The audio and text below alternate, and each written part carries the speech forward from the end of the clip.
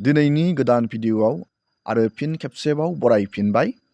अरुणोदय 3.0नि 9,000 रां नोंथांमोना 10 मार्च जानाय लोगो लोगोनो मोननो थांगासिनो दं आरो PmKisan आरो गेसनि साबसिडि, बिधवा पेन्सन, बिधवा पेन्सन बायदि स्किमनि जुदि नोंथाङा बा नोंथांनि न'खरनि सोरबा बे स्किमनि लाब मोनो, नोंथांमोननि थाखाय आं मोनसे इम्पर्टेन्ट आपडेट लानानै फैदों।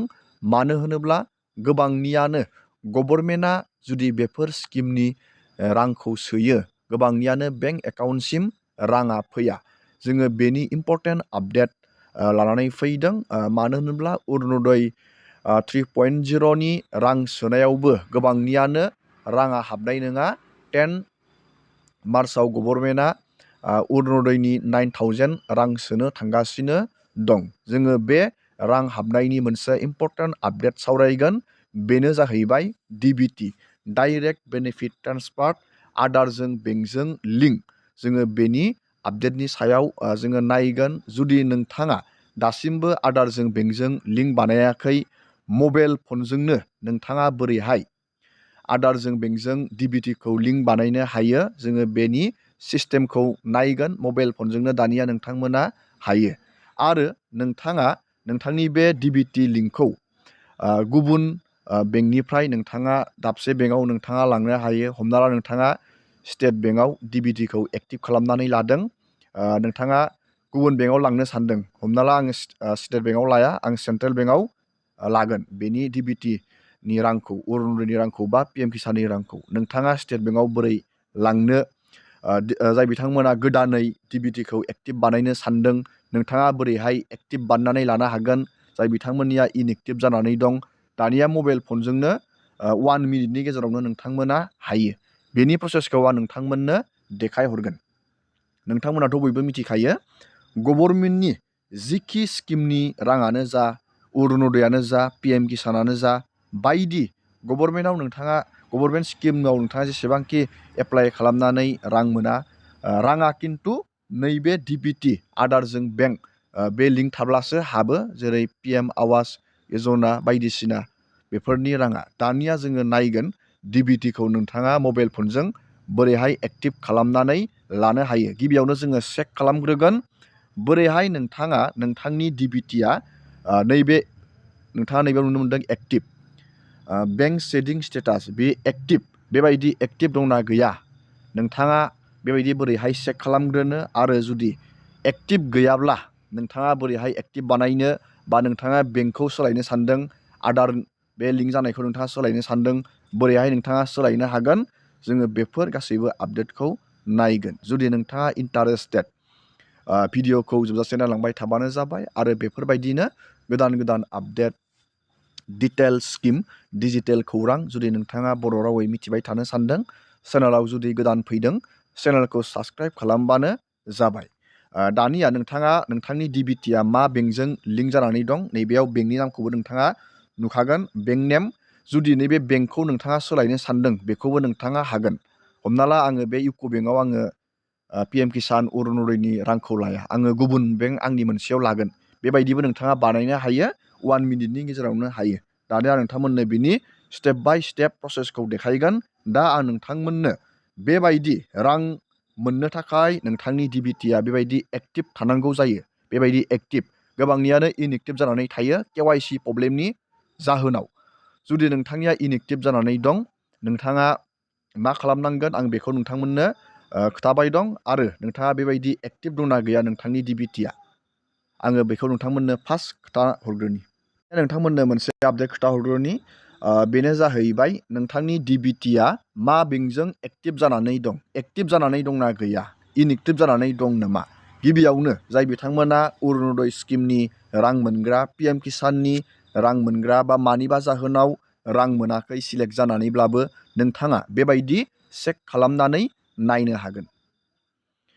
दानिया आं बेखौ नोंथांमोननो गोबांबार खोथाखांबाय, थेवबो आं नोंथांमोननो बेनि प्रसेसखौ खोथानि। नोंथाङा गुगोलाव आदारखौ सार्च खालामबानो जाबाय।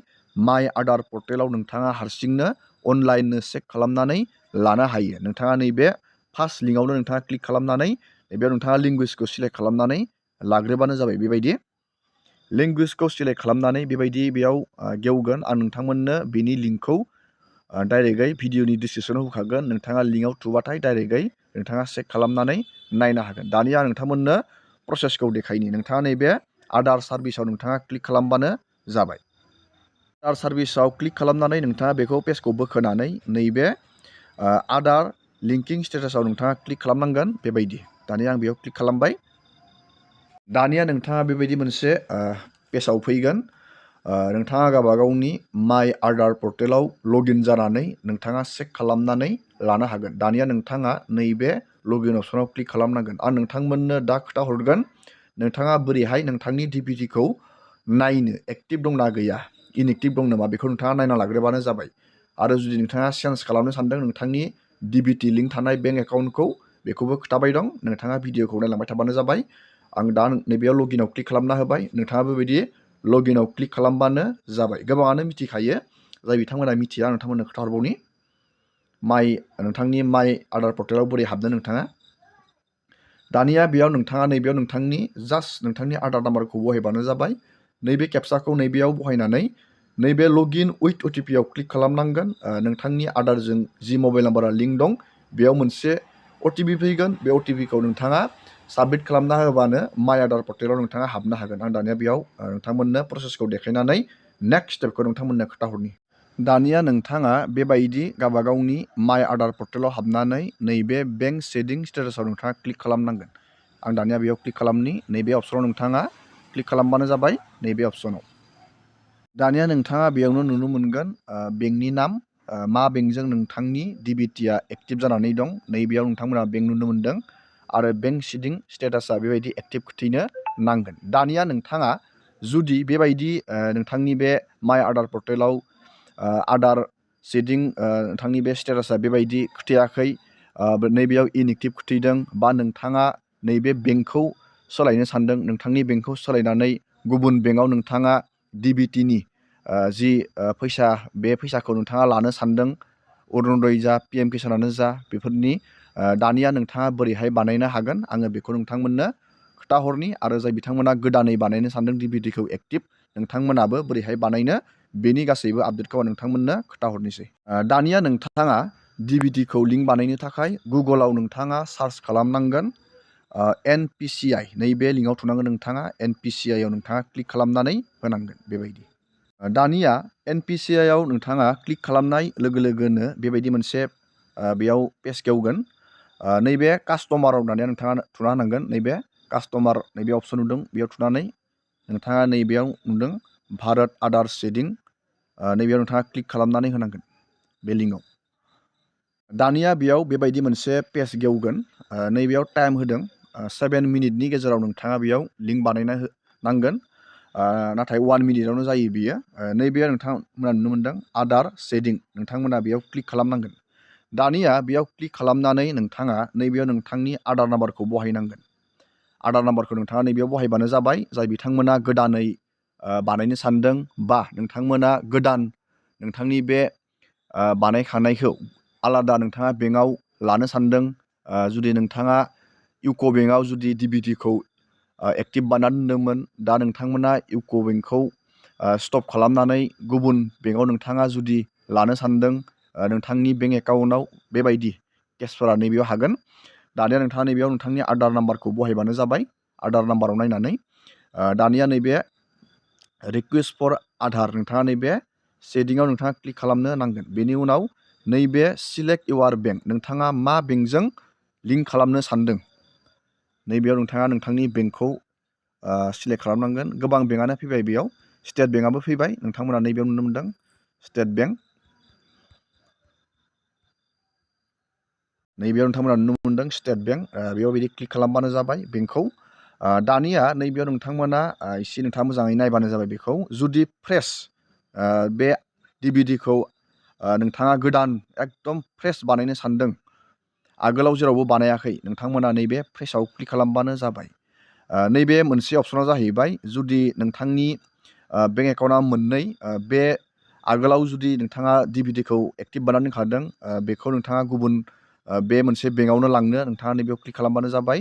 आरो जुदि नोंथांमोना हमना ला पस्ट अफिसाव बे DBTखौ एक्टिभ खालामना दोनदोंमोन, नै पस्ट अफिसनिफ्राय नोंथाङा दा स्टेट बेंकआव नोंथाङा लांनो सानदों बा आलादा बेंकआव नोंथाङा लांनो सानदों, नोंथाङा नैबे फ्रम वान बेंक टु आदार बेंकआव नोंथाङा क्लिक खालामनानै होनांगोन। नोंथांनि थाखानाय DBT लिंक थाखानाय बेंकनिफ्राय, हमना ला स्टेट बेंक नैबेयाव सिलेक्ट खालामदों, नैबे स्टेट बेंकनिफ्राय नोंथाङा जुदि आलादा बेंकआव लांनो सानदों, नैबेयाव नोंथाङा क्लिक खालामबानो जाबाय बेबायदि। बेनि उनाव नोंथाङा नैबेयाव नोंथांनि एकाउन्ट नाम्बारखौ होनांगोन, नैबेयाव मोननै होनांगोन।